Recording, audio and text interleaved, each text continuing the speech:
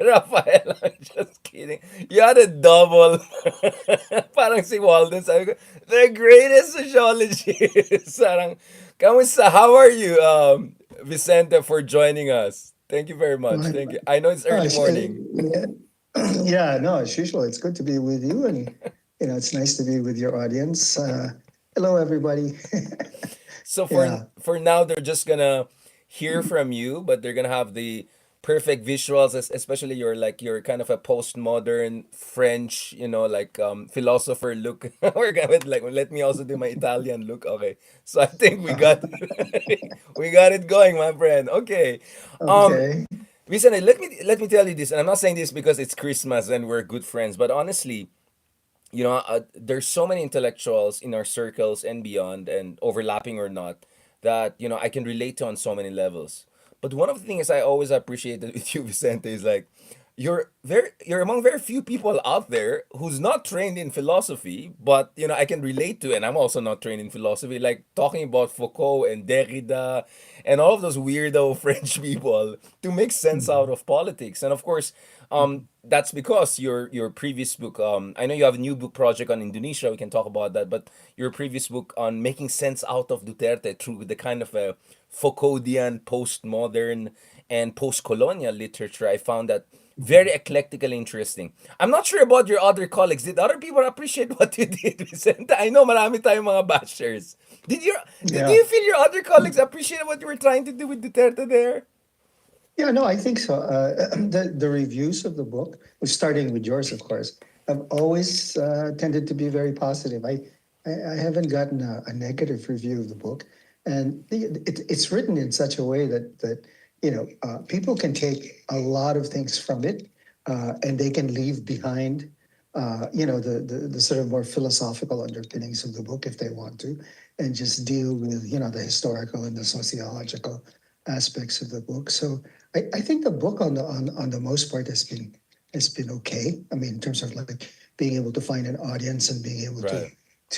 make sense of the Duterte uh, uh, era, especially around the question of the extrajudicial killings and so forth.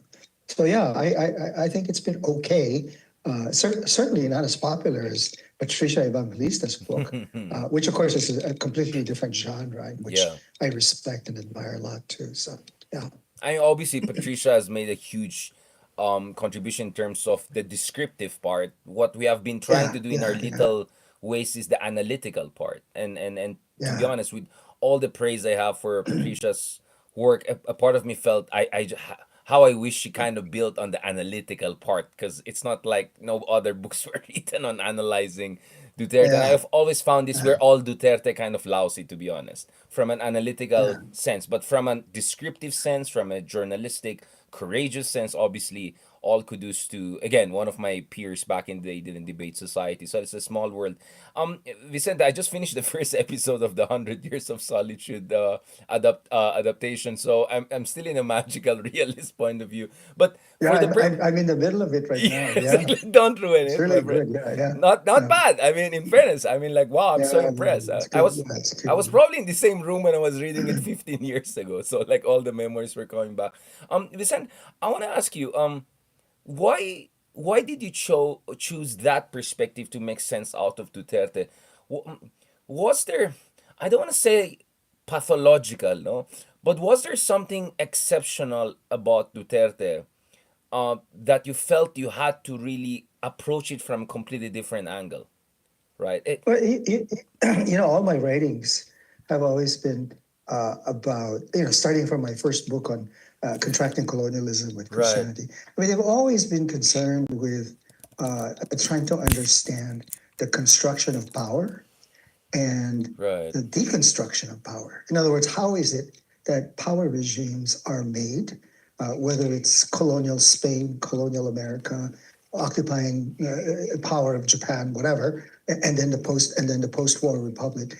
How is it that power is constructed, and how is it that power is simultaneously undermined? Yeah. So that's always been my approach. And if you want to call that Foucaultian, that's Yeah. fine, because certainly that's what he does. Or if you want to call that Derridian, that's fine. Although I don't, as you know from my writings, I don't place the theoretical sort of front and center, but it's always between the lines and usually in the footnotes. Now, why did I choose that perspective? Did I think Duterte was exceptional? Uh, in some respects, he stood out to the extent that he said a lot of things that people were thinking but didn't want to say aloud, Yeah. right? And this is not a new insight. Some people have said this, of course, right? He belonged to typically, like many politicians, he belonged to a provincial elite.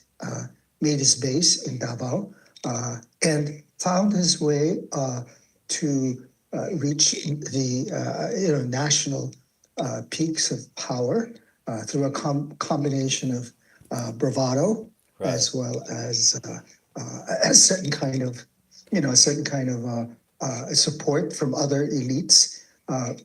And of course, he came into the national scene at a particular moment when the candidacy of a lot of other people seemed weak at that time, and people gravitated to him as someone, as a strong man, as Filipinos tend to do. They tend to appreciate, they tend to support strong men as a way of solving a whole host of the country's problems. So in that sense, his rise to power, I would say, is not so much exceptional, but contingent. Right? It was Mm. contingent on a lot of other conditions. Yeah.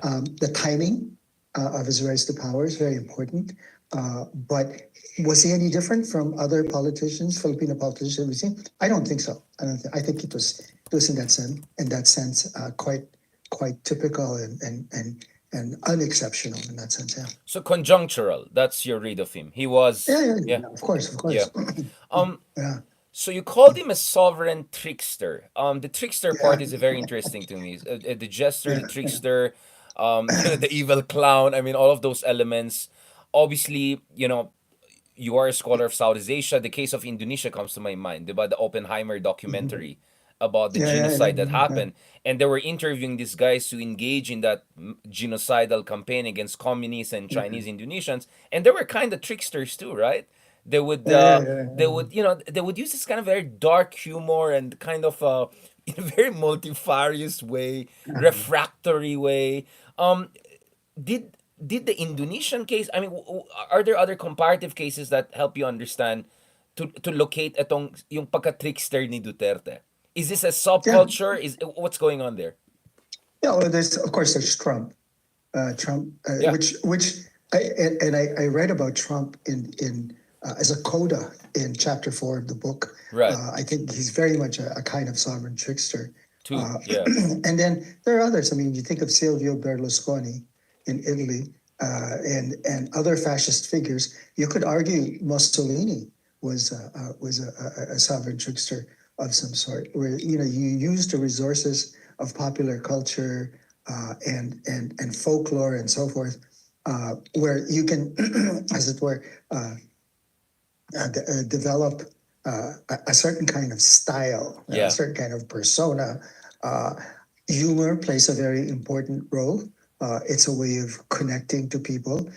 It's a way of, what I call projecting a community of conviviality, right? Where Yeah. everyone's like laughing at the same joke, no matter how awful that Yeah. joke is. I mean, to us, it seems awful, but to his audience, obviously, they're very much amused by it. So, and it comes to a point where it's very difficult to tell: is he joking, or is he serious, or is he doing both? Right. So humor becomes a route towards projecting once again power, and forcing people, as it were, to laugh with him. And laughter then becomes a site for um, injecting a certain kind of terror and a certain kind of Yeah. fear. And I'm sure you've seen this in other people. No, Yeah. is he joking, or is he serious, or is he actually going to kill me? Yeah. So yeah, so I found that very fascinating, the concept of a trickster, and incidentally, the figure of the trickster is uh, uh, extremely widespread in Southeast Asia. So it's not just in the Philippines, Right. it's all of Southeast Asia, right? And it's always a male figure. I've never seen any references to a female figure, right? So the trickster is, as I said, extremely popular in Southeast Asia. That's Yeah. perfect because I think we, as soon as we talk about Sara Duterte, because my description of Sara Duterte, she's a poor copy of an original poor, right? It's like so we'll talk about that because Sarah doesn't have the trickster element, right? We'll Yeah, yeah, discuss yeah, shortly yeah, yeah, Sarah and her weakness because the weakness is coming out, right? yeah. So I'll ask point blank. You know, people like me, I use the more conventional, essentially far right populism. Walden openly called him a fascist, original fascist. Randy David kind of circuitously used the term Dutertismo, which of course kind of has intimations of fascism. Mhm. What is your read of him from an historical standpoint compared to other Filipino leaders, other regional leaders? Is he a fascist, or is fascism a kind of a Western phenomenon? Is it a historically specific phenomenon? Because the term has been so over deployed and abused that it has lost its luster and its Yeah. poigness. Yeah, I'm agnostic about the Mm, term fascism, right? I have no objections to people referring to him as fascism. I mean, there are perfectly good arguments to talk about that. But as some people have said, if you say fascism, you have to situate it. yeah. Right? Fascism is always situated. It's always contingent. You need to talk about its local and its national particularities, right? So Mm, situated fascism, I'm okay with that. But I prefer the term authoritarianism. I think authoritarianism speaks much better in the case of the Philippines.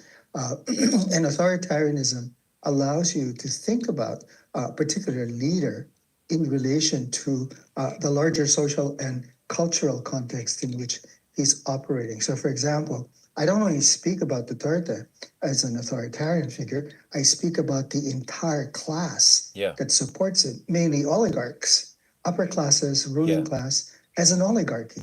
I mean, what we have in the Philippines is an oligarchic authoritarian structure, right?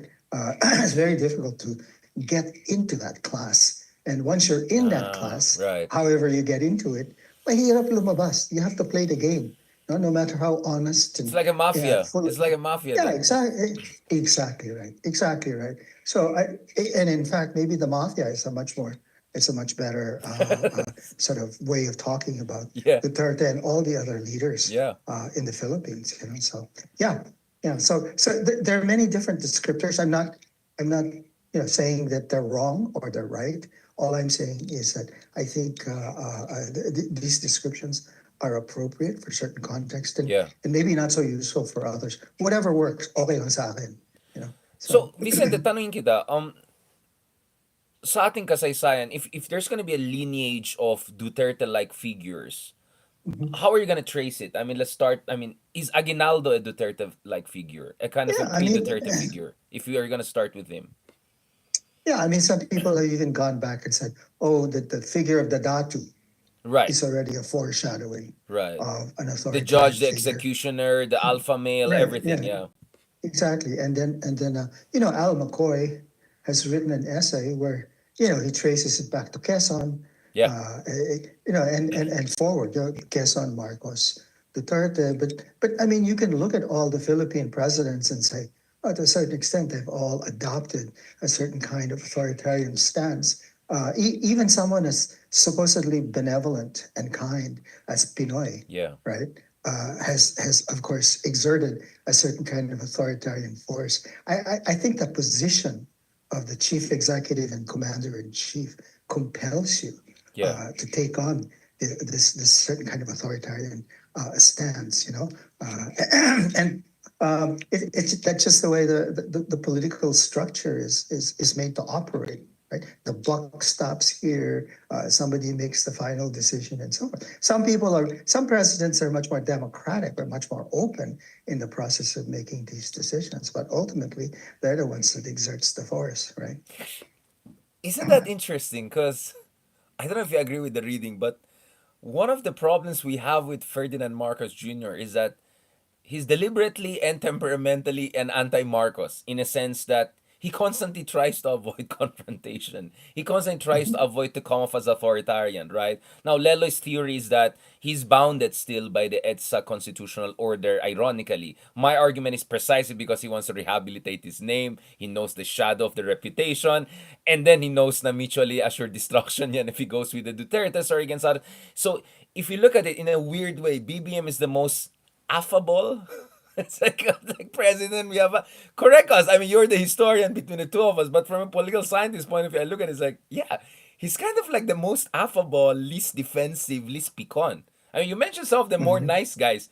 I know they were pecan back in the day. From my own experience, I was Yeah, like, yeah. they would call you. They would, it's like they didn't like what you wrote. Like it's like BBM, he just takes the punches and he's just okay with what's going on with BBM? What is your read of him? Is it timidity? I mean, the term they use is kuting, right? Like we call him tigre, right? Like from the north. I mean, but his critics call him kuting, right? So like, Yeah, yeah, what's yeah, this yeah. kuting phenomenon with BBM? How do you read that? It's weird, You know, right? I, he was, I was in LaSalle with him, Yes, Green exactly. Hills. Please go ahead. He was one grade below me. Yeah. And I used to remember him, he would play soccer, right? All right. And his style of playing soccer was completely passive. I mean, it looked like he Ah, wasn't really that interested in it because he yeah. wasn't interested in athletic Professor competition. Rafael, Vicente Rafael, And yeah. my sense from stories that you Yeah. hear is, he's a party boy. He likes to party. He doesn't, he likes to sit back and watch Right. Netflix or whatever, with his kids. He just enjoys relaxing, and Ant-Man, he right? enjoys, You watch huh? Ant-Man Yeah, before you run. yeah, right, right. At one point in his life, I don't know if he still does it. He liked to get high. He liked to kick back. It's like, Uh, these are not whoa, these are not the whoa, true. whoa, we sent, whoa, whoa, bro, don't do that. Just kidding. Oh, and it's true. I mean, it's not just anecdotal. I mean, there's all Whoa. kinds of first-hand Yeah. sort of witnesses to his proclivities, as it were. Yeah. You should hear the stories about Oxford, etc. But anyway, so so that's my Wait, that's my wait, wait, sense. wait, wait. To the degree that you can share, can you tell me a little bit about Oxford? Because I watch his. I mean, I'm sorry, I didn't watch directly, but he has some vlogs about Oxford, and then he just talks about Isaiah Berlin was here. This is the Great Hall of this. Medyo ganun yung conversation niya. Yeah, yeah. No, one of my colleagues was in Oxford with him, Yeah. and there's stories about him getting drunk and driving around Oxford and lying down on the street, and so forth. But as I said, all of this is really all about how he always liked to party. I don't think he ever took his life seriously, and if it wasn't for his mother, I Yeah. don't think he'd want to be president. He's just not, personality wise, he's It's just just, not given to commanding, as it were. He's more given to following, right? So, and in this case, he was following his mother, who wanted him yeah. to say the name, which is probably why Ivy is Feels so bitter. resentful Yeah, because she's yeah, because she feels she's that she bitter. should have been the one, Yeah. right? That she was much more serious and much more intelligent, and there's some truth to that. Yeah, so if Duterte was a sovereign trickster, BBM was maybe a sovereign party boy. Yeah. Um, Playboy or party boy. I mean, I've heard things from different ambassadors, Latin American ambassadors, like, Yeah, whoa, whoa, yeah, whoa, this is like Macondo. Like, these are like yeah, exactly. Macondo stories. Don't Oh, tell me shit. yeah. I wish Nick Joaquin was still around. Boy, he could Yeah, really, write something about BBM. yeah. Well, I hope we Yeah, can piece things together. But thanks to you, I mean, this was I mean, I know your LaSalle background and all that. But I didn't know you were like just 1 year apart and watching play football. I mean, that's so conyo. yeah, He's such a yeah. conyo. Yeah, and he was always surrounded by bodyguards and everything. Yeah. It's very amusing, So yeah, So the Kuting hypothesis makes sense. It's like absolutely, he's chill. absolutely. He's chill. Yeah, and I'll tell you what. I mean, his wife, Yeah. right, Lisa. I mean, she's the powerhouse. She's the Sure. one that pushes him, right? Sure. Which is why everybody targets her because they know. Yeah. They know. I mean, Sarah Duterte is not going to waste her time, going after BBM. She goes after Lisa. So So what's the chismis naman about the cousin Ferdinand Martin Romualdez? He was at Cornell. You went to the same school.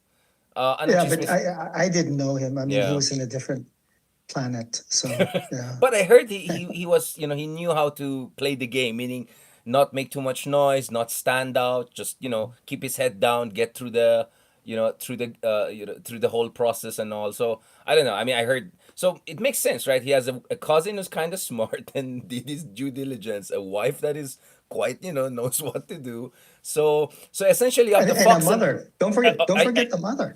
yeah, Yeah. the original. I said, I always tell my She's American, the OG. she's She's the the OG. OG. I said, before there was Kardashian, there was Imelda Marcos. I mean, we're so lucky walang YouTube nung panahon ni Imelda. She would have been the biggest influencer on earth, right? She would have been Oh Mr. yeah. Beast on steroids. But going back to this, there is, however, an interesting episode in history, right? I mean, first of all, we have a lot of cases of party boys. I mean, I was just, reading about the last hours of Assad, right?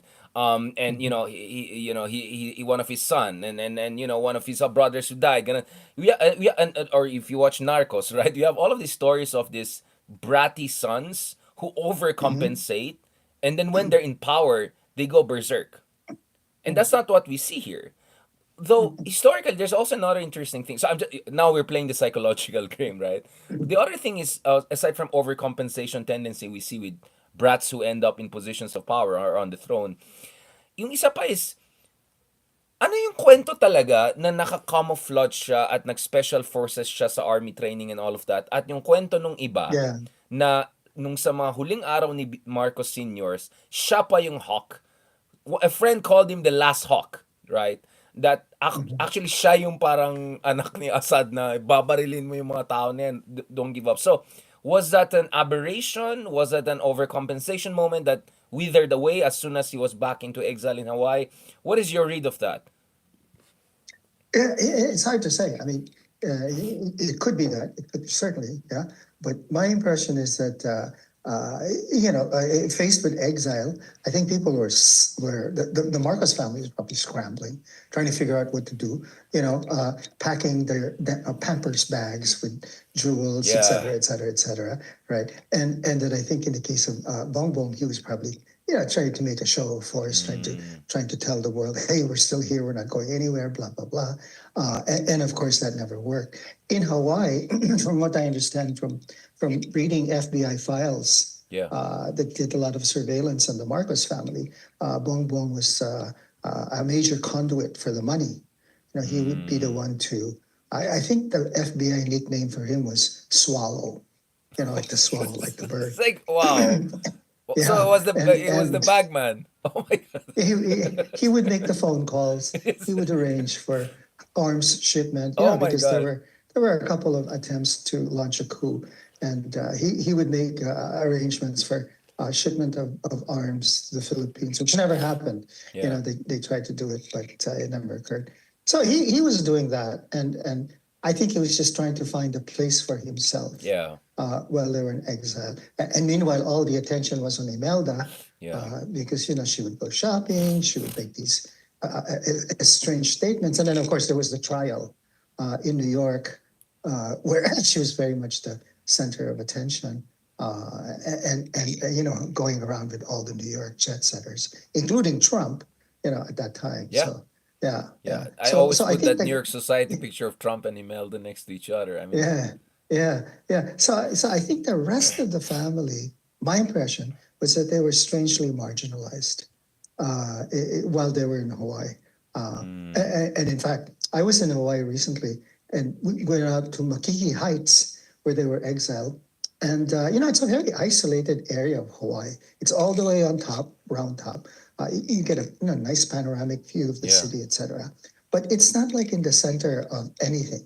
And so I think their experience of exile was an experience of relative isolation. And I'm surprised no one has ever written a book about that.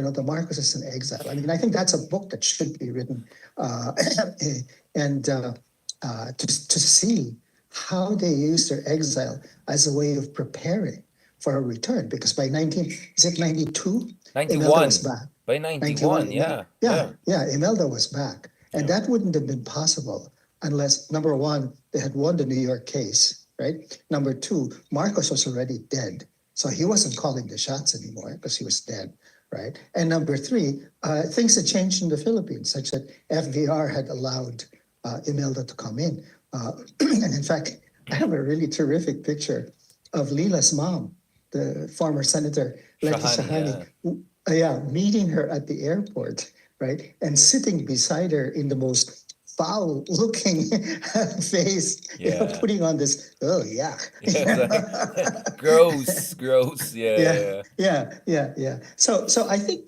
the exile, the history of their exile in Hawaii, may have been formative, and it would have been great for someone to No, we actually have dig absolutely the same into that. reading. That's exactly my. I'm thinking about actually a book Mhm. about the return of the Marcoses.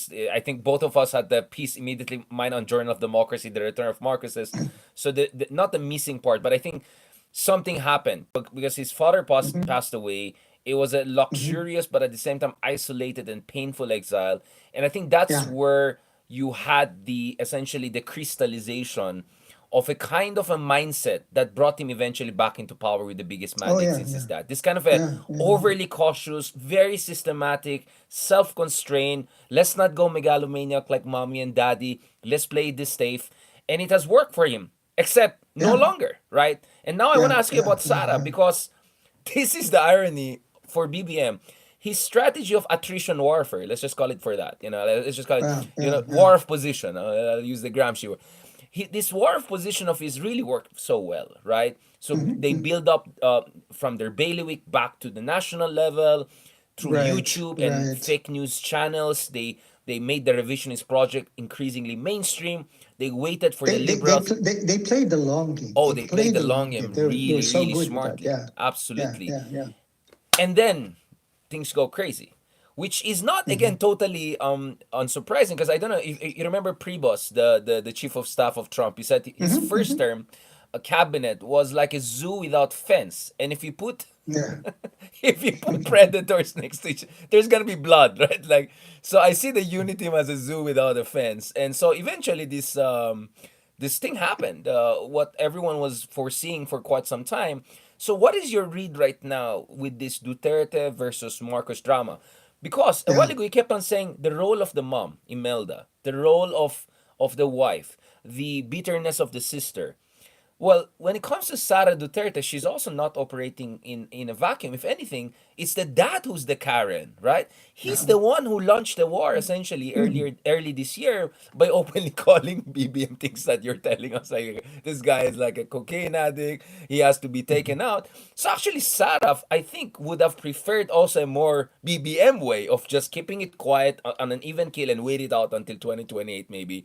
But the dad Mhm. really forced the case and it's not like her brothers are paragons of sobriety, if I can put it that way. So that's an interesting dynamic too here, right? How the Mhm. other veto players are influencing this clash, right? Mhm. Yeah, no, I think you're right. The strategy changed somewhere from trying to launch a coup, right, against Cory because there's so many coups and so forth. And God only knows how much of those coups they were behind, Yeah. to, as you say, going local, building up their local bailiwick and working their way back into the system, so to speak, exploiting the system for what it can do to them. Plus the fact that they were helped, and let's not forget this, people tend to forget this, they had so much money. I mean, the money that had been plundered is certainly behind their ability to get back into the national scene, right? Yeah. And so much of the political work they were doing was trying to sort of compel people to forget about that, to forget about the theft, to forget about the torture, to forget about the violence, right? So they were, to a certain extent, quite successful in doing that. Uh, with Sarah Duterte, I don't know. I mean, the thing about she's a very interesting character, right? Uh, Right. I should say. First of all, she's what I would refer to as a phallic woman, right? She's a phallic woman in the sense that, uh, I mean, she she doesn't. wants to outman the Just, man. Yeah, it's like yeah. that's right. I mean, Yeah. she has obviously quite a bit of testosterone in her system, right? And like you never hear about the husband, Where the hell Yeah. is the husband? He's completely overshadowed by her, Yeah. right? And so she's managed to, in some ways, succeed her father, uh, and put a sort of somewhat feminine face to it, but nonetheless, she's just as tough, and Yeah. she's just as unforgiving, I think, as her father, right? And I think that the BBM, the unity team, was bound to fail. Yeah. It was temporary, it was contingent, it was conjunctural, and once BBM was in place, I think the move was on to make sure that Sarah didn't interfere. That's why she didn't get military. She didn't get Secretary of Defense. She got education instead, right? Which she turned And into a defense department with all the confidential funds. yeah, It's that's insane. that that's right. That's right. And Congress, just sort of rallied around BBM and tried to get rid of Sarah, right? Which is they're in the process of doing. I mean, I don't know if the impeachment process will work, but certainly it's placed a huge sword over her head, right? In a way that never happened with the father. I mean, the father was much better at controlling things, right? So who knows? Who knows what's going to Well, happen, speaking of the right? sword, I mean, are there many countries? I mean, I've been asking everyone, right? Um, Marami bang bansa kung saan yung vice-presidente ay sasabihin niya, parang nagde-dream team ako na pupuguran ko tong presidente na to or may kinontrata ako na assassin na yayariin na to pag niyari ako. Like, how many, No, I that's mean, Latin America, I cannot think of even in Middle mm, East maybe? mm. I mean, like, this is crazy. This is like Saddam when he was the vice president threatening him. This is crazy. Yeah, no, I mean, it is crazy, and the reason she can do that Yeah, is she knows she can get away with yeah. it. Professor She knows, Rafael. and she can use it to her advantage. By saying that, she projects an image of herself as Strength, yeah. tough, Yeah. as ready to rumble, as it were. And if BBM was made of different stuff, first thing he would have done was to arrest her, Yeah, put her in jail, exactly. maybe even have her killed for subversion. But that didn't happen. She's still out there, Yeah. right? So again, she was probably testing the waters. She was probably trying to figure out how far Yeah. can I go, how much can I push this? And she's in that sense, it's worked. And she's been very successful doing it. So who knows? But it does give her a fighting chance for the next election, right? By being able to say things like that. So, So oh, you think that BBM is just gonna, like just gonna muddle through, and kick the can down the road and just wait this out, this storm out, and Sarah will just wait for momentum to shift in her favor because as we speak, her numbers are really low. Her net yeah, approval is just yeah, 22%. Her dad had a yeah, yeah, 90% net approval at some yeah, point. Only yeah, yeah. 3%. This is insane. Yeah, no, I think EVM is going to let Congress take care of it instead of him doing it. I mean, Congress and as you know, the legislature always moves much slower, Yeah. right? They're always mired in the process, and I think that's what's going to happen. They're gonna be So like, yeah, yeah. baka naman, baka naman, di ba? Malapit na elections, right? That also adds a Oh lot of yeah, greasy hands to the conversations, yeah, yeah, yeah, which yeah, yeah, exactly. complicates it. Now going back again to Duterte, what could make him exceptional at some point, and to a Mhm. certain degree, maybe people close to him, Bato de la Rosa, who knows, maybe Sara at some point, is the ICC angle. I mean, Yeah, this would be really something, right? So as far as I know, it's only the Myanmar junta leader, a horrible person, and Rodrigo Duterte, who are the two former or current heads of state in Asia who mhm. seriously face potential investigation, if not warrants of arrest by ICC. How do you see that from a historical standpoint? Yeah. Oh, don't forget Netanyahu. I mean, Oh, it's, there's a warrant. well, I mean, Isn't there? when I say Asia, I kind of separate I see, I see. Yeah, Mediterranean. yeah, Like yeah, it's yeah. like, and then never mind. Like, let's not go there. Okay, let's just say Asians like us, like you and I, Asian. Yeah, Okay, yeah, like yeah, yeah, yeah. yeah, yeah. No, I think the ICC, if they do come up with a warrant for his arrest, will make some kind of an impact. But BBM has already said that the Philippines will not prosecute Duterte. So I don't know what kind of a difference it would make. He's not likely to leave the country to go anywhere else and risk being arrested. So I think it will be, if you will, a kind of moral victory Mm. for the administration. I mean, for the Filipino people Yeah. as a whole. If in fact the ICC comes up with a warrant, it's not enforceable. So I don't know what it will amount to. As I said, aside from it being a moral victory. Yeah. I want to go a little bit forward and then we'll go all the way back. So Star Wars style. So the decline, so what I'm seeing here is a mutual destruction. Para silang Mhm, bugbog sarado. Yung mga numero ni BBM ay sobrang baba sa Mindanao. So obviously that's where you mhm, see the Mindanao backlash, Solid South backlash. Sarah's numbers are horrible in Luzon, right? Even in Visayas she's mhm, beginning to bleed. So clearly these two are hurting each other. The one group, and I call them a group, who are benefiting right now is actually the Tulfo brothers. Two brothers are mhm, vying mhm, for number one in Senate, and Rafi Tulfo, since quarter four of last year, based on some of the surveys unpublished, I know, has been number one to be the next president. How do you mhm, understand Tulfoismo? Let's just call it. So obviously Tulfoismo is not EJK, right? That's the one mhm, big mhm, difference. You never, even Ben Tulfo, mhm, the most mhm, rambunctious brother, never goes mhm, and say mhm, kill people. But obviously there's this mhm, controversy with their idea of mhm, like publicity, trial by publicity, or some say publicity mhm, by mhm. trial, right? Like it goes both.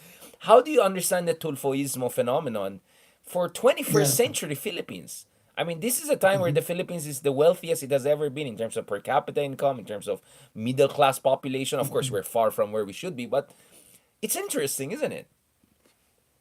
Well, what makes it interesting is that unlike previous politicians, the Tufo brothers do not have a provincial bailiwick. Right, So right, so what is their basis? Media. I mean, right. it's completely about media. Starts with radio.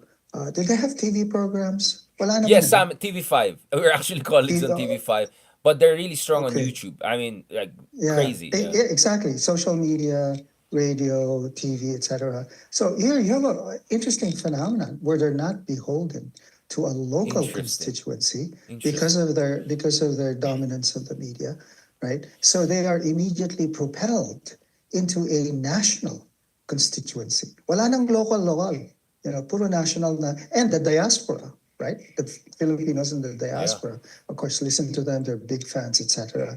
And they're seen as problem solvers, Yeah. right? That's their reputation. May problema ka, tawagan mo yung Yeah. itulfo mo yan. Diba? Yeah. That's an It's a expression, verb. itulfo. Tulfo is a Yeah, verb. yeah, Yeah. yeah, exactly. So the assumption is that, who needs extrajudicial killings? You can just get the tulfo to sick on these people, right? Yeah. Call them, etc., humiliate them, have them arrested, etc. So they're seen as these problem solvers.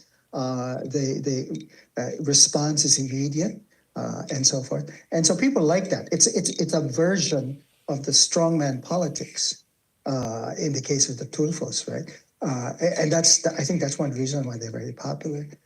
For the same reason that Vic Soto continues to be popular, again because of his media presence, right? So people underestimate that Robin Padilla, etc., etc. Willie You know, Revilla, yeah. Willie Revilla. Willie Revillame, Absolutely, of yeah. course. Yeah, yeah. And so I think that the role of the media has been very important, much more so than local politics in this case. So it's not surprising that they would be up on top of the polls. Absolutely. I mean, for us, actually this is belated, right? You would have expected Tulfo's Mm, actually. I think what happened with Tulfo is like, wait, if Duterte can do it, hell, we can do it better, right? We're even more popular yeah, than that yeah, guy. So I think that's what's yeah, happened, right? From what I hear, even the Kuya Mon who started it all saying, wait, bakit kayo tumatapat tumakbo? In fact, their problem could be embarrassment of riches, wherein three of them want to run for president in oh yeah, 2028. yeah, It's yeah, gonna be yeah, crazy. It's an yeah, interesting. We have never had anything like that. Three family members simultaneously in Senate, none of them from a bailiwick, totally new out of nowhere, quote unquote dynasty. It's a fascinating situation. yeah, Kaya ako, yeah, yeah, now I'm studying like differences between the brothers, like Ben versus yeah. Erwin. Like it now, it's the variations that matter to me. Yeah, yeah. The other interesting thing to watch are the Villars, right? Right. And again, you have to ask the question, where did the strengths of the Villars come from? If the Tulfo is all about media, Villars, of course, is all about real estate. Yeah. It's all about business. I mean, they're buying up everything. They're spectacularly wealthy, right? And so all the kids are in the Senate or in Congress, etc. And again, it has nothing to do with local politics. It has Interesting. everything to do with their ability to accumulate capital, social and otherwise. And so if it's not media, it's money, right? And that allows them, like media, it allows them to bypass the local constituency and get on the national wavelength right away. So, yeah. How dare you, Vicente? Sila, according to Cynthia, mayaman kami! Matagal na kami mayor dyan sa Las Piñas. Si mga lolo ko pa. I mean, like, I don't know if you've heard stories. Like, what? I don't know Yeah. if this is true. Someone told me this is crazy. Sabi na, may mga times na yung mga bilyar, they come up with like some land title in a government building and sabi niya, sa Yeah. amin yan Yeah. 200 years ago. Like, ganun daw yung mga kwento. So, that's my slight disagreement. They still have, or at least pretensions to that kind of a lineage of old rich in, I don't know, Las Piñas or Parañaque or whatever. Yeah. Yeah. That's an Yeah. interesting thing. Yeah. Now, I want to really rewind all the way back. Right? Like, how did... So, parang yung episode 1 ng 100, 100 Year of Solitude, yung bago siya ma-execute, di ba? Yung inisip niya yung begin. So, now, imagine you were in the eye of Colonel Buendia, right? Like, now, you're going now inside the eye of Colonel Buendia. Vicente, how did we go from Jose Rizal and that generation to this, right? How can I mean, obviously we can write 10 volumes of books on that, but to the degree that we can make a sensible systematic study, what was the rot at the core of the apple? Because that's one of the things I appreciate about you, because you deconstructed the Mhm. revolutionary generation, that there was something really lacking from the very beginning. Because on the outside, glamorous men of Renaissance men, right? I mean, some would call Rizal the last Renaissance man, Isabelo de los Reyes, mi favorito, like another great guy. So how did we go from that level of leadership and generation and revolutionary zeal to, let's be honest, laughing stock of democracies, right? The kind of a Yeah. fiesta Yeah. democracy that makes even Latin America look more respectable than us. Yeah. Well, I mean, for starters, if you want to talk about exceptions, I mean, Rizal was the exception, right? Okay. He So immediately certainly, that's your way out. Like, oh no, no, you just isolate yeah, Rizal.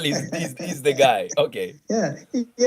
I mean, because I mean, there were others, of course, who were exemplary, but Rizal was the most exemplary, which is why he, at some point, he broke off from the Filipino community Yeah. because he thought that they were lazy, they thought they were corrupt, that they weren't doing the work they were supposed to do. So he spent a lot more time in places like Germany, England, and so forth. Right. And then later in Doing Dapitan. Yeah. doing his own thing. And if you read the novels, Noli and Fili, I mean, so much of it was, Schumacher Father Schumacher used to point this out. So much of it was as much a criticism of the Filipinos as it was of the Interesting. Spaniards. I mean, he saw colonialism as something that corrupted everybody who was Yeah. touched by it. Interesting. And in the end, in the Fili, he has that incredible figure of Simon, who basically says, let's just destroy everything. Says the anarchist impulse, right, in Simon, because he felt, there's no way we can Yeah. save this mother. So Yeah, incorrigible, uh, like irredeemable. yeah, That's very interesting because Nick yeah, Joaquin discussed that, right? Dun sa mhm, a question of heroes, right? Na inis si mhm. Rizal na purong babaero. Like once they found, kasi di ba they come from conservative schools and then suddenly they're Yeah, all this yeah. like, alam mo na, di ba? Um, Right. right. Although I have to add, Rizal was not completely exempt from that. If you read the book of Raquel Reyes, Yes. Love, Passion, and Yeah. Patriotism. I mean, there was a bordello in Belgium that these Filipino ilustrados loved to frequent, right, including Rizal. So, and they had constant fascination with white women, as you know. So it's not unusual to. He was Parang not exempt. medyo it harkens pa. But okay, the reason I'm also okay, I like that you raised that issue because again, one of the things I found interesting with your observation, Vicente, and I don't know, may pagka Duterte ka rin, no, para sa, like, we'll say things that other academics don't say, right? Like, one of the Yeah. things we discussed was, bakit pinapakapal ng bigote ng mga, purong ilustrado nakabigote lahat, diba? Like, Right, right, was there, right, right, and right. then, of course, you went to the case of Juan Luna.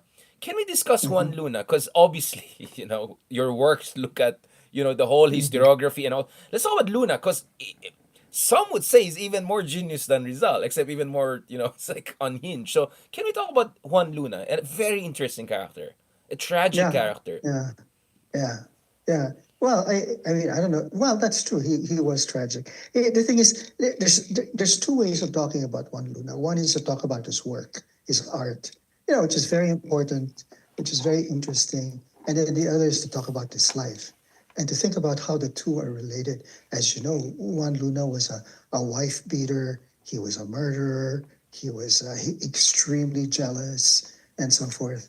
Uh, No, but wasn't that and also related? Because one hypothesis would be, hindi naman overcompensation, but the idea is that through great art, I beat the white man in his own game, and at the same time, yeah, let's go post-colonial, right? The internalized insecurity also drove his extreme jealousy, which turned into something totally crazy and murderous, right? I mean, yeah. No, no, there's some exactly, connection exactly. there. I don't think they're totally unconnected.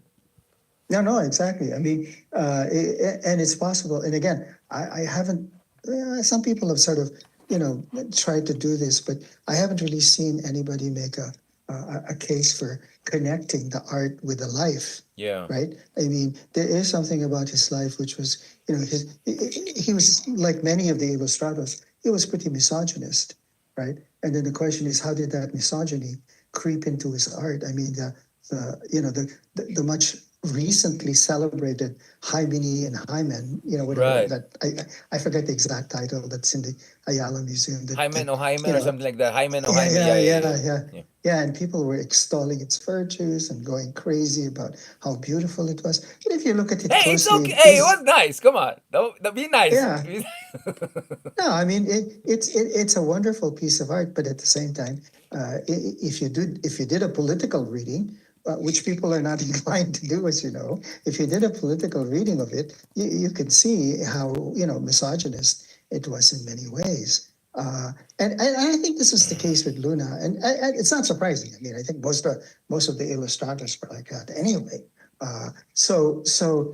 Again, it was that culture, that macho, testosterone-filled culture Right. uh, that characterized a lot of the Ilustrados, and which they marshaled towards anti-colonial ends, right? Mm. Because this was their way of responding to the insults and to the humiliations that they confronted with the Spaniards. I mean, like growing facial hair, for example, was a direct response to, Spanish racists saying, "Oh, Filipinos are so immature they can't even grow hair." Yeah. Right? They're like children in that sense. So, of course, they did that, and then they engaged in things like fencing and bodybuilding and all kinds of things as a way of responding to the insults of the Spaniards. On the one hand,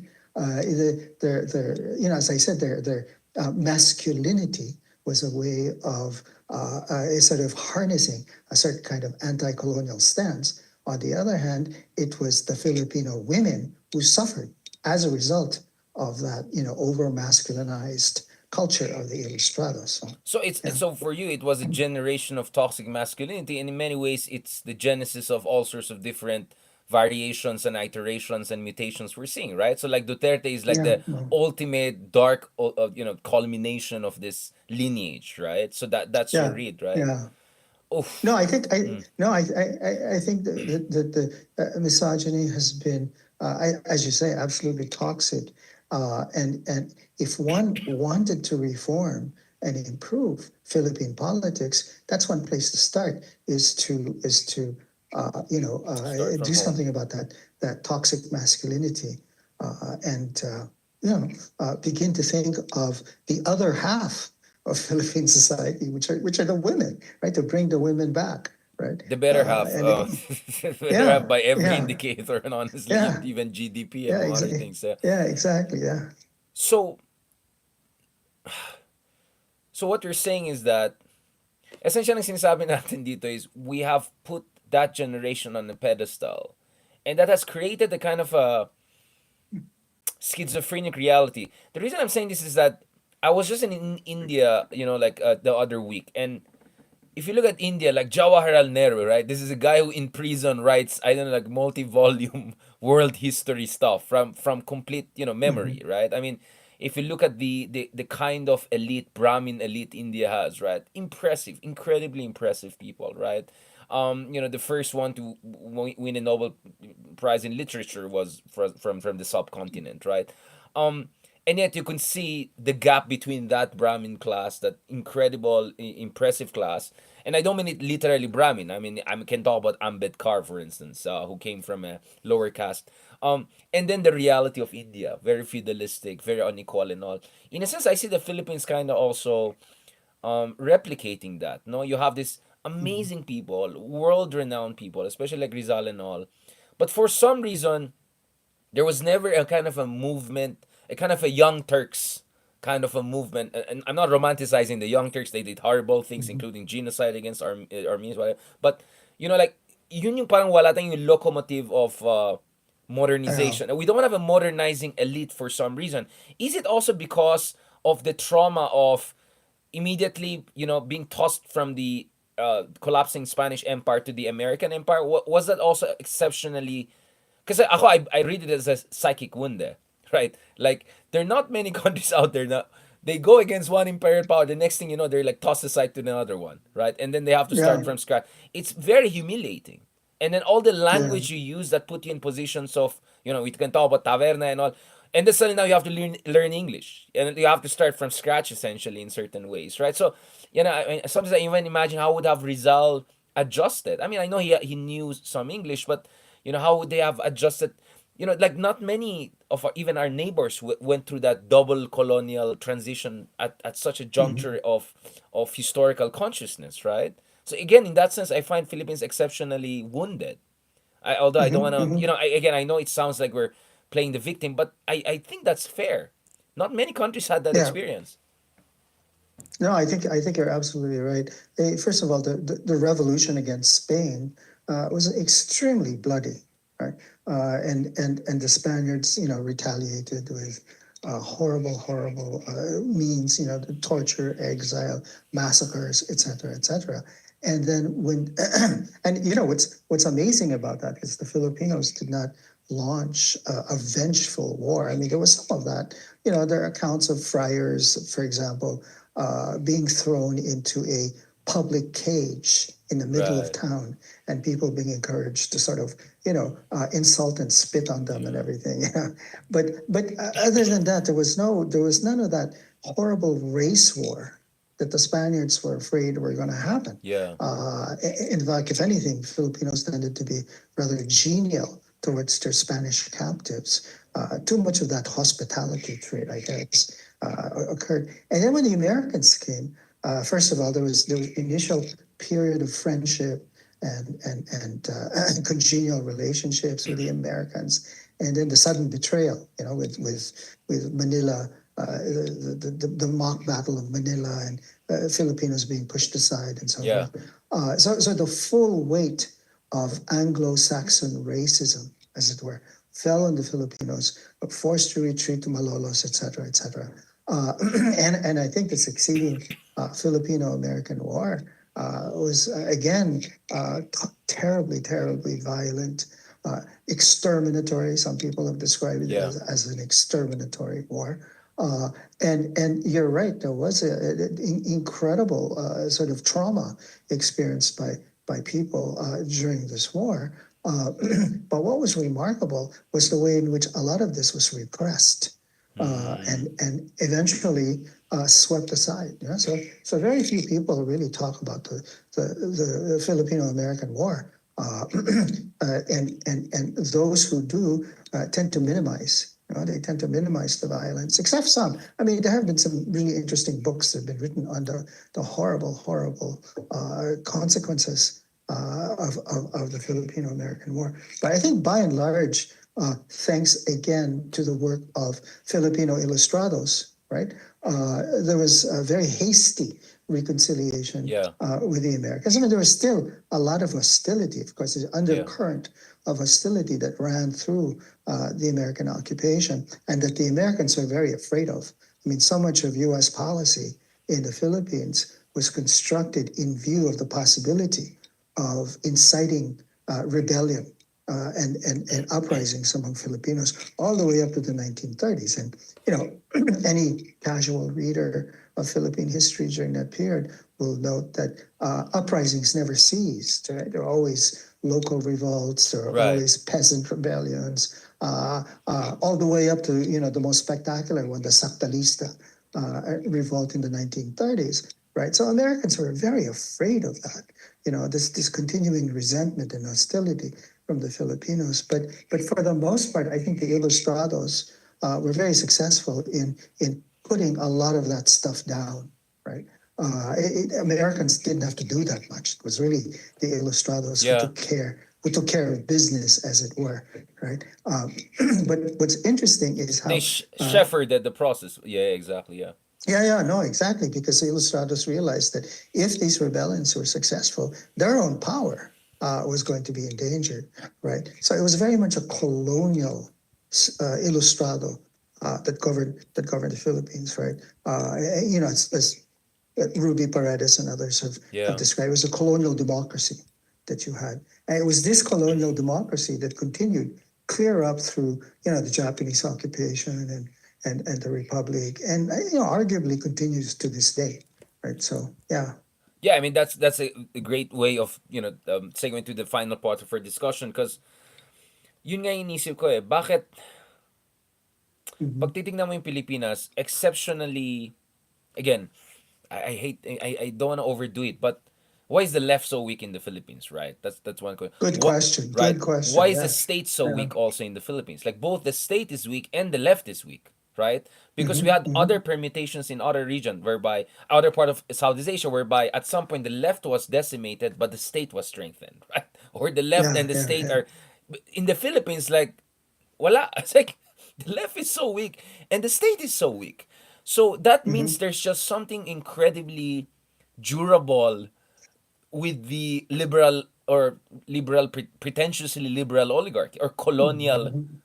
Anglophone oligarchy, right? I mean, Hmm. that's really Hmm. the outstanding feature of our political system, right? Hmm. Hmm.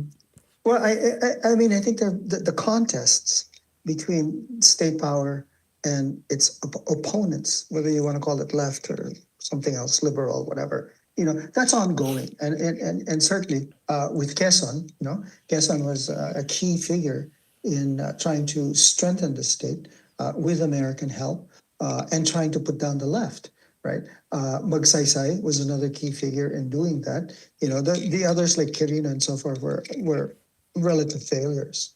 Yeah. They couldn't do it in the aftermath of the Japanese occupation and the demands of reconstruction. And then you have Marcos. I think Marcos was, I mean, came close to succeeding in State both building, you projects mean? of Yeah. strengthening the state and then putting down the left, right? Yeah. But of course, Marcos was bedeviled by cronyism, corruption, and various other things that just, and then his own physical weakness that just wouldn't work. And the left itself made some key mistakes. I mean, the thing about the left is, once again, there's this book by Joseph Scalis, yeah, we Scalise. had him. Yeah, I mean, it's Scalici, yeah, but Scalis. Yeah, we had him on this show, yeah, The Drama of Dictatorship. Yeah, we had him twice on yeah, this show, yeah, 4 hours yeah. conversations. Like, Yeah, so I mean, if you've read his book, if you've spoken to him, you can see when it's many reasons why the left is so weak. And yeah, yeah, I've always remarked on this is that we have the longest running Maoist rebellion in the Philippines, and right. yet unlike other places where they've had communist uprisings, there hasn't been a single theoretical work by a Filipino Marxist that Interesting. has had any impact in the world scene, right? I mean, like you don't have a Gramsci, Yeah. you don't have any of these sort of writers on the left, possibly except Walden Bello. I mean, Walden Bello, and he's not really. He was Yeah, for the but party, Walden but is he's not. he's an international political figure, Yeah, right? yeah, Hindi siya yeah, embedded like Gramsci really in the Italian experience and locally. yeah. That That's that's also that's a good right. example. Also a lack of a Yeah, kind of a country specific theorization. No offense to Jose Marichan. that's I right. mean the guy tried, but it's nothing close to Yeah, yeah, where we should be. yeah, It's a very kind of yeah. a So yeah. Yeah, and so I mean, people on the left will disagree with this, and this characterization of the weakness of the left. But yeah, totoo naman eh. They never really got that far, and and to this day, I mean, they're with the death of Joma and all the other sort of major leaders. Yeah. I don't know if they have any clout anymore. On the other hand, it cannot be doubted that the left has had a major influence in terms of educating the youth, Right. especially in UP, right? In terms of Yeah. infusing them with what I call a certain vocabulary Right. Or of resistance, sensibility. right? Yeah, Second. a certain sensibility and a Yeah. certain vocabulary of Yeah. resistance, such that so much of Filipino nationalism, or at least a certain kind of Filipino nationalism that comes out of places like UP, is imbued with a certain kind of Marxist left-wing discourse, right? The death of Dodong Nemenso, which is now being, Yes. widely mourned and so forth, is an example of that. Even those who resist the left cannot but fall back on a certain kind of leftist analysis and leftist discourse. Yeah. And so that is a tribute. That is a tribute to their power and continuing influence, right? So So yeah. intellectual hegemony to a certain degree. I mean, if again I Yeah, want to use to a Gramsci. certain degree, Yeah. which is both a stretch you want to. Doon pa rin, you still have to fall back on that leftist discourse. So yeah, and it's interesting how it spreads to the diaspora. I mean, like for example, Oh here yeah. at I teach at the University of Washington, and you go to Berkeley and you go to UCLA. I mean, many of the students who have never been to the Philippines, talk about bureaucrat capitalism and Yeah. and imperialism and feudalism, and you point out, the Philippines is not a feudal country. They go, A what? comprador. The comprador Yeah, theory. yeah, Yeah. yeah, yeah. Philippine Society and Revolution is still the basic reading for many of these student activists. And so you get a sense of how there is that continuing legacy that's Yeah. still in circulation. So yeah. No, I mean, I think Benedict Anderson's favorite university in the region was UP, right? I mean, he had a lot to say about he loved UP, right? And Sure, he found no parallel to sure. that with all due respect to other great institutions. That's why No, no, no. Leloy had that, like he had this piece on Diliman consensus, right? Particularly Yeah, UP yeah, yeah, Diliman yeah. pa, di ba? Of all, Yeah, talagang yun ang pinakapasaway daw eh. Um, yeah, yeah, yeah, yeah, yeah. Now, Vicente, moving forward, last part of our discussion, because I would love to pick up on this one. We have, where we live off later on. But where do you see things going? Because don't you see a systemic deadlock down the road? I mean, I was with Justice Carpio, who's not necessarily a man of sensationalist. I mean, everyone can, but his argument essentially was if we don't make this work within the existing constitutional coordinates, crackpots, RevGov people are gonna make some crazy moves and take advantage of Mhm, this Marcos Duterte, drama, whatever you want to call it, right? mhm, And at the same time, for all the progress the Philippines is making, the BGCs and CBDs and all of that, the real wages of vast majority of Philippines is not improving, just as their expectations increases.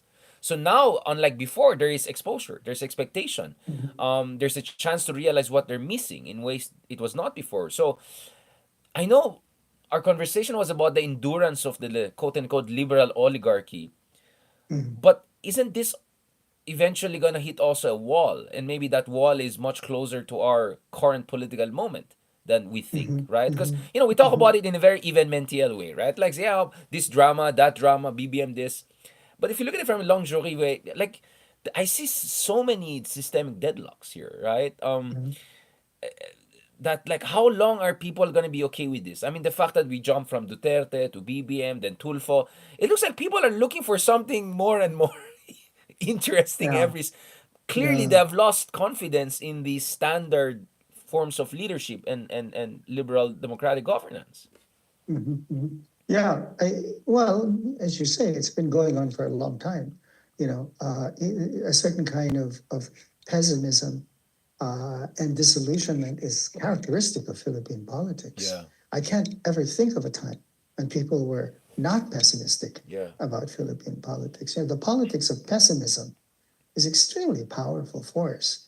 in the Philippines, which makes it ripe for the emergence of strongmen, right? If Yeah. authoritarians can succeed in the country, it's because people are extremely pessimistic of the way things are going and are looking for a messianic figure.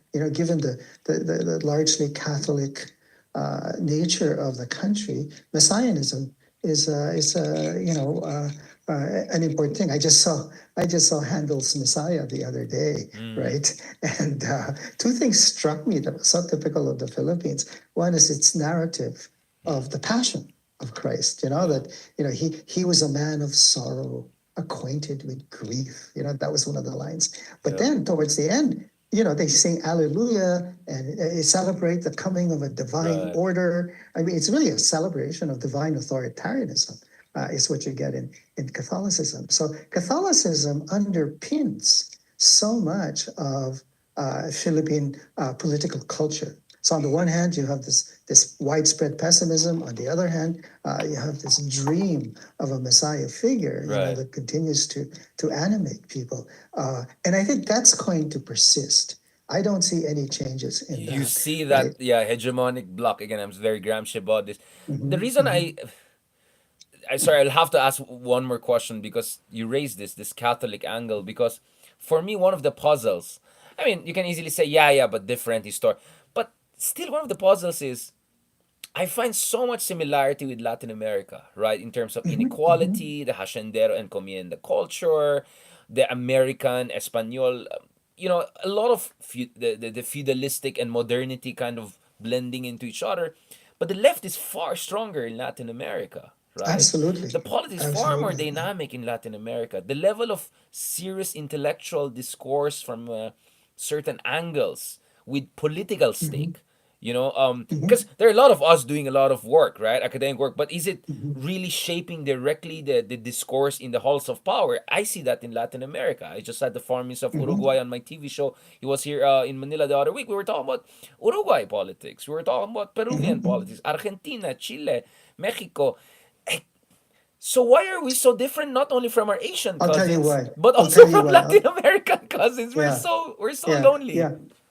I'll tell you why. If you spend enough time in places like Mexico, one of the things that impresses you is number one, how many revolutions they've had. Yeah. Number two, how successful these revolutions Right. were. Latin Right. American revolutions have been far more successful, Right. Good right? point. Which is why they can build up a stronger, like Yeah. socialist base, right? A Right. stronger state, for example, and so forth. Even if they have these counter revolutions, in the form of Yeah. military coups and so forth and so on, right? So that's one thing. The other thing with Latin America is that they've been able to form a kind of relationship with the United States up north, right?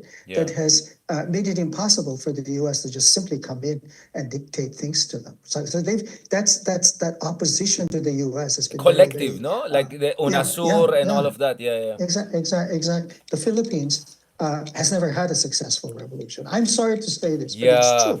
I mean, regardless, I mean, Nick Joaquin, of course, was at the forefront of saying this, right? Our revolutions have failed. And that the failure of that revolution has been productive.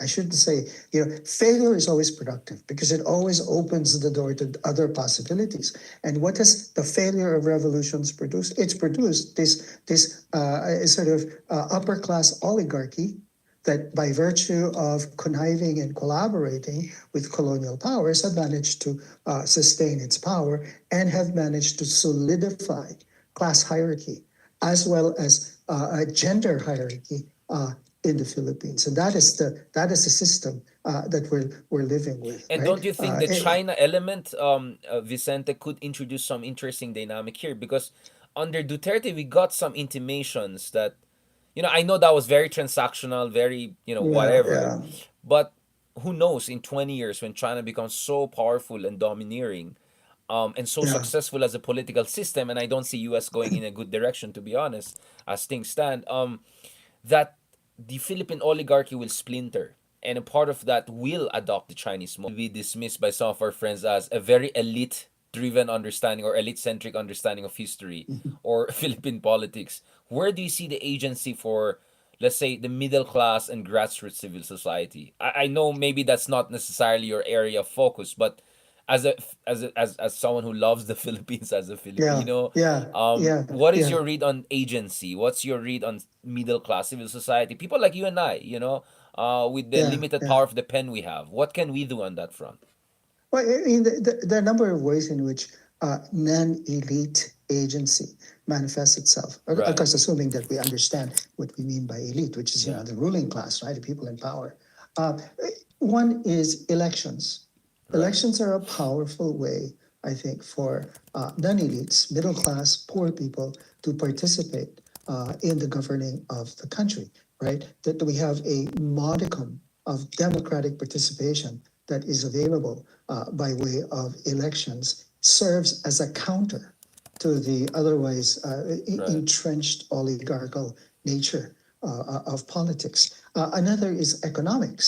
I mean, this is why I always bring up OFWs Yeah. because their ability to prop up the Philippine economy should not be underestimated. I mean, it's incredible how much the remittance economy is crucial for the survival of the country and the social effects of that remittance economy. The way they undermine, for example, all these things we've been talking about, the misogyny, the Yeah. masculinity, because most of the OFWs are women, right? And so Yeah. all of a sudden they They're control the money, empowered. They're they exposed. have Yeah. power. And Yeah. no, exactly. So They have money. Yeah. OFW, the remittance economy Yeah. is another way in which they can participate. And then there's also social action. I Yeah. mean, people have never stopped organizing. As much as labor unions have been diminished, nonetheless they keep popping up, right? So that's a third thing. Organizing, social action, demonstrations, and the fourth way in which, of course, non-elites participate is through the media, right? There's social media, but there's also popular culture, Yeah. there's movies, there's creative arts, and literature and art. They're so important as a way of intervening and critiquing Philippine society. So those are four things I can think of. I mean, I'm sure there are other Yeah. ways in which people Do could you talk think we about need agents. another El Filibusterismo? Do you think we need to complete the trilogy? Because from my understanding, Rizal was looking at the trilogy, probably even in French, right? Because he was Yeah, competent enough. I yeah, saw his French letters. Should we complete that for the 21st century? Because the El Fili for me really struck home. Like, yeah, wow. yeah, Like the debates I see there, like, yeah, that's basically inside my mind. That's what, like, is this so rotten that you need something crazy? Is fascism really the only way to break the deadlock, right? I mean, you think about all of those arguments, right? Amazing how yeah, yeah. was Rizal was, right?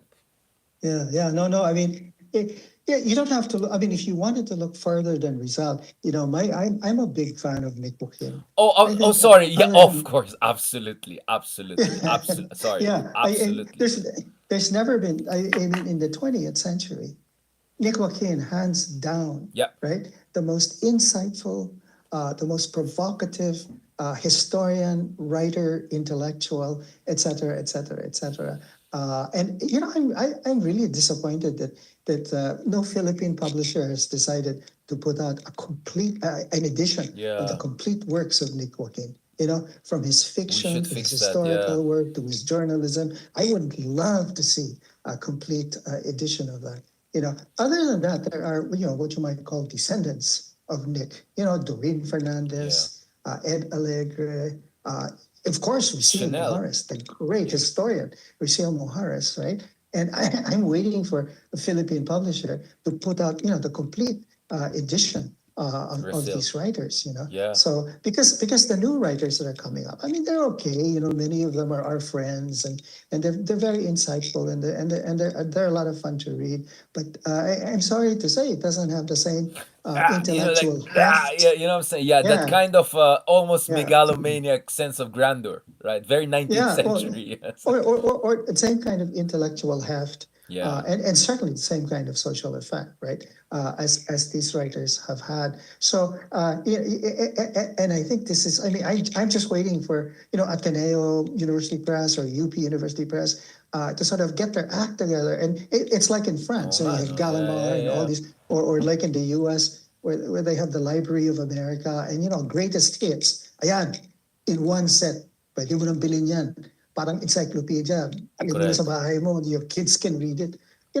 These are the kinds of legacies, right? Intellectual legacies that we have to start to cultivate and really look after. Ako nga, if and when I ever retire, that's one thing I would push for is that, let's get the complete works.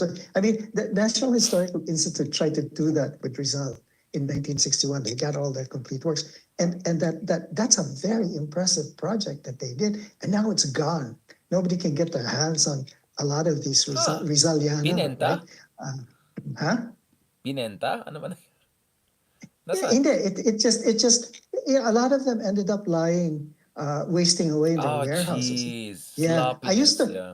I used to go to the, thanks to Ambeth Ocampo, he directed me to the basement of the National Historical Institute, and a lot of this Rizaliana was just wasting away, being eaten by cockroaches. And you can. I have a whole bunch of them that I took. You could buy them for 1 peso a pound, at that Yeah, time, something and that's tragic, yeah. yeah, and ngayon wala na. And no other publisher has sought to invest, because it costs money, of course, right? And none of them have sought to invest in reviving, for example, these wonderful volumes of, result translations in Bicol, in Ilocano, etc.